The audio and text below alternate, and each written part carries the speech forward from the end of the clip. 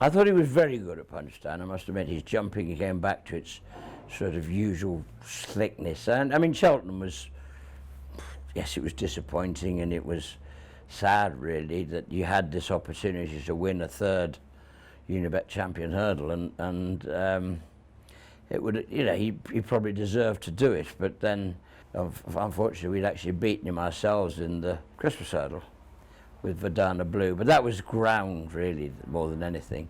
Otherwise, really, he's just done nothing wrong, and it was just great to finish the season on a really good note like that, and he was impressive. Do you feel that he is still, or could be considered, a genuine champion hurdle contender? Because, of course, you've got some young guns coming through now. Do you still feel this horse has got the raw ability? Oh, he's the horse I honestly, genuinely believe that they've all got to beat. Whatever is out there, he is still...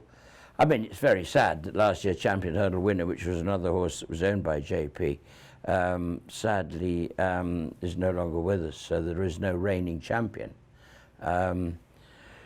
So he's still, you know, as I say, I still think he won the Irish equivalent at Punchestown, which should have really put him back on top of the pile.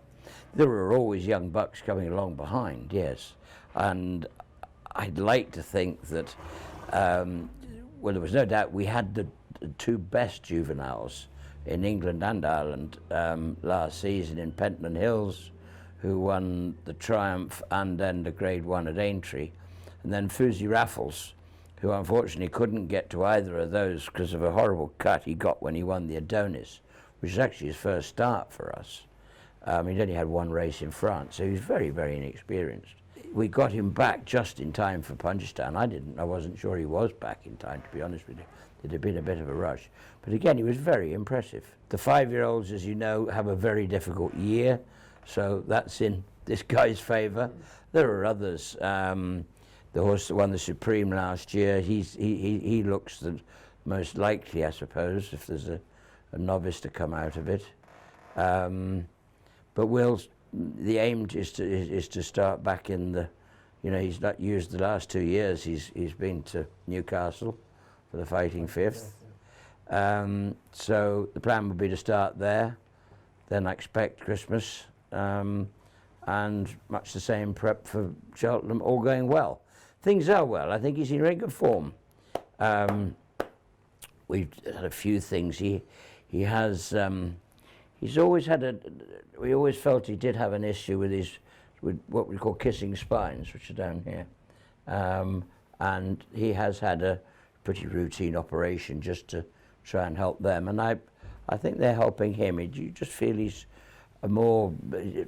very fluid in himself at the moment. We'll see. We've a long way to go yet.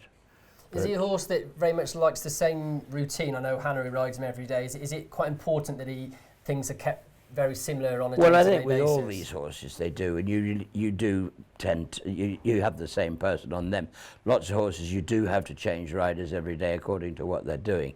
But with the Altiors and Buveur D'Airs and a lot of these guys, you know, they know them so well. Hannah looks after him, she rides him every day, knows him backwards. Okay, Barry obviously will school him, might ride a bit of work on him, but by and large, Hannah, look, she does it brilliantly, and she just knows the horse. The horse knows and trusts her, and I think there's a lot of that in it, and it works both ways.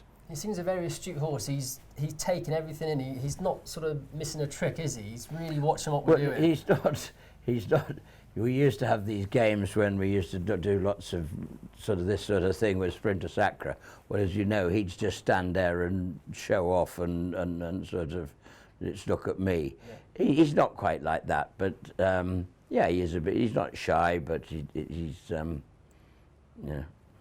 unique. He's wondering what's going on, really. But